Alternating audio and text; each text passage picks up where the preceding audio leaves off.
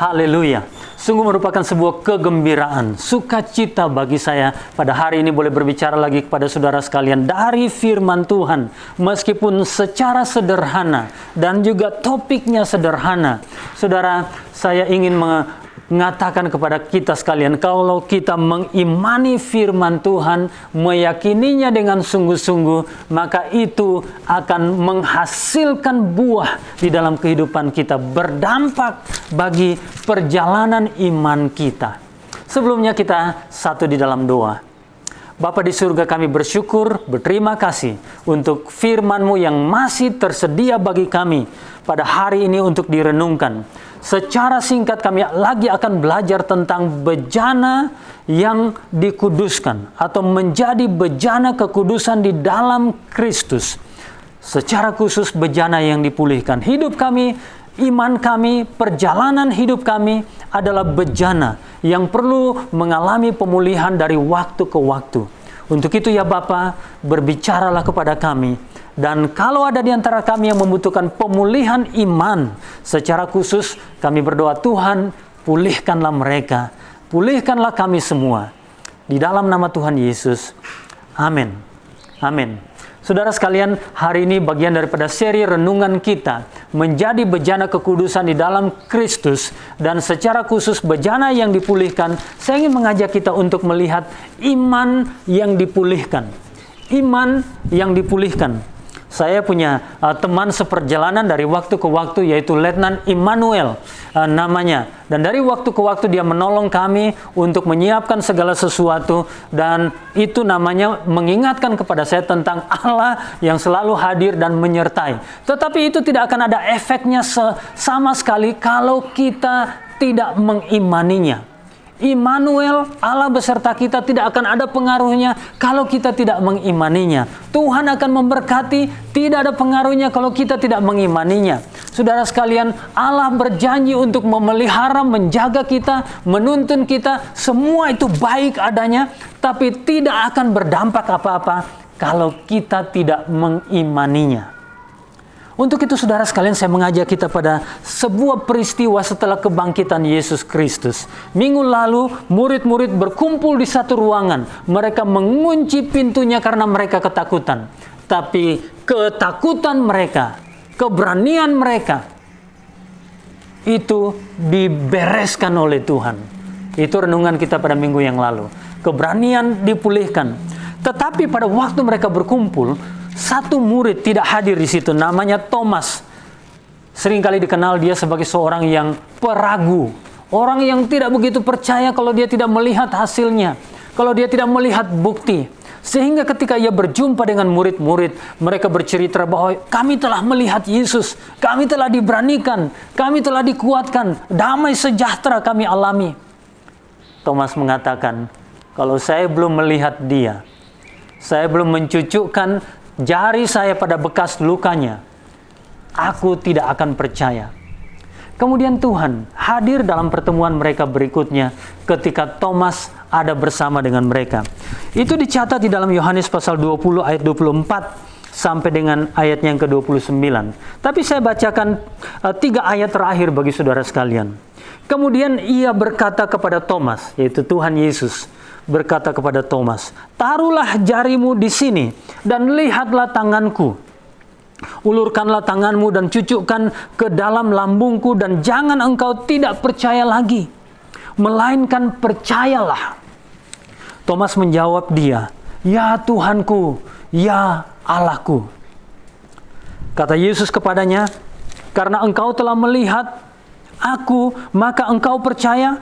Berbahagialah mereka yang tidak melihat, namun percaya.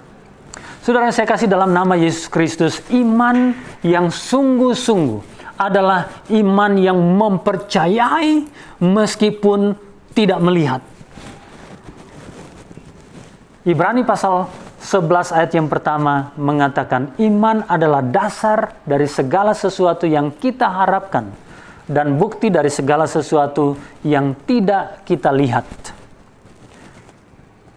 Masihkah kita memiliki iman yang sanggup mendasarkan pengharapan-pengharapan kita akan janji-janji Allah?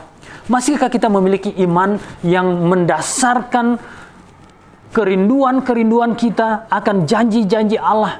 Masihkah kita memiliki iman yang meyakini bahwa meskipun kita belum melihat buktinya, kita percaya dengan sungguh bahwa Allah akan bertindak, Allah akan melakukannya bagi kita? Raja Daud dalam Mazmur 138 ayat yang ke-8, dia mengatakan, Tuhan akan melakukannya bagiku.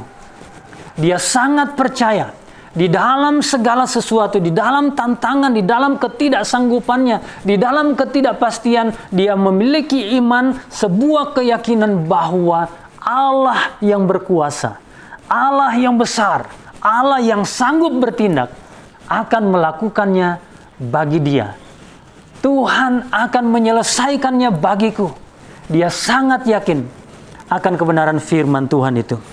Saudara yang saya kasih dalam nama Yesus Kristus, seperti Thomas, saya tidak heran kita sebagai manusia punya masa-masa di mana kita meragukan kuasa Tuhan. Ada masa-masa di mana kita khawatir. Ada masa-masa di mana iman kita sedemikian kecilnya, sampai-sampai kita sedemikian khawatir dan ragu tentang apa yang akan terjadi di dalam kehidupan kita. Ibu dan saya, serta juga Letnan Iman yang mendampingi kami, seringkali melakukan perjalanan penerbangan. Ada masa-masa ketika pesawat itu tergoncang dan kami diperhadapkan dengan tanda tanya akan bagaimana. Tetapi satu hal yang selalu saya ingat akan janji Tuhan, bahwa ada lengan-lengan yang kekal yang menopang. Dan ketika mengingat itu, meyakini dengan sungguh, tidak melihatnya, tidak tahu dengan persis bagaimana Allah menopang, saudara sekalian, tetapi dengan mengimani kebenaran firman dan janji Tuhan itu, kami merasa ada ketentraman, kami merasa ada damai sejahtera, kami merasa ada sebuah fakta yang pasti terjadi meskipun belum terjadi, yaitu kami akan mendarat dengan segala selamat. Iman adalah dasar dari segala sesuatu yang kita harapkan. Sudahkah saudara meletakkan pengharapan saudara dengan sebuah keyakinan bahwa Tuhan akan melakukannya bagi saudara? Iman adalah bukti dari segala sesuatu yang tidak kita lihat. Apakah saudara mau pada hari ini mengikuti seperti apa yang Tuhan Yesus katakan? Kalau Thomas percaya karena dia melihat, Tuhan Yesus mengatakan, berbahagialah mereka yang tidak melihat namun percaya. Doa saya pada hari ini, saudara sekalian, kalau ada di antara saudara yang imannya tidak memiliki kepastian, kalau ada di antara saudara pada hari ini yang mengalami goncangan dan keraguan untuk melangkah, mengambil langkah iman, kalau ada di antara saudara pada hari ini yang mengalami keraguan sedemikian rupa, lagi-lagi saya ingin menyampaikan kepada kita sekalian, Yesus sudah bangkit, dan kebangkitannya memulihkan iman kita. Kebangkitannya menyanggupkan kita untuk melihat bahwa Ia tetap hidup hari ini, bahkan sampai selama-lamanya.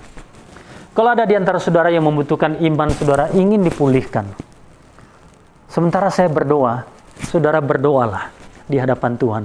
Minta dengan sederhana, doa yang sangat sederhana itu, Tuhan, berikanlah aku iman. Mampukanlah aku untuk percaya. Pulihkanlah percayaku. Pulihkanlah imanku. Maka saya yakin saudara sekalian, Tuhan Yesus yang hidup itu, yang mendengarkan doa saudara, akan menjawabnya bagi saudara sekalian. Sehingga hari ini dan hari-hari akan datang akan menjadi perjalanan iman bagi saudara sekalian. Perjalanan yang penuh dengan kepastian bahwa Allah akan melakukannya bagi saudara. Allah akan bertindak bagi saudara.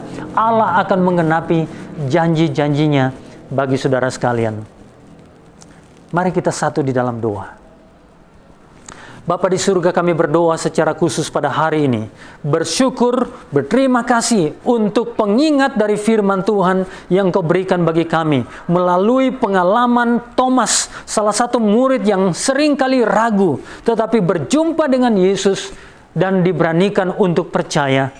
Kami diingatkan bahwa iman kami adalah dasar dari apa yang kami percaya atau harapkan, serta bukti dari apa yang tidak kami lihat. Kalau hari ini ada umat Tuhan yang sedang merindukan imannya dipulihkan, rindu supaya percayanya diutuhkan kembali, tidak ada keraguan, hamba berdoa demi nama Yesus Kristus, berikanlah iman itu bagi mereka. Yakinkanlah mereka bahwa Engkau tetap setia. Engkau akan menggenapi janjimu.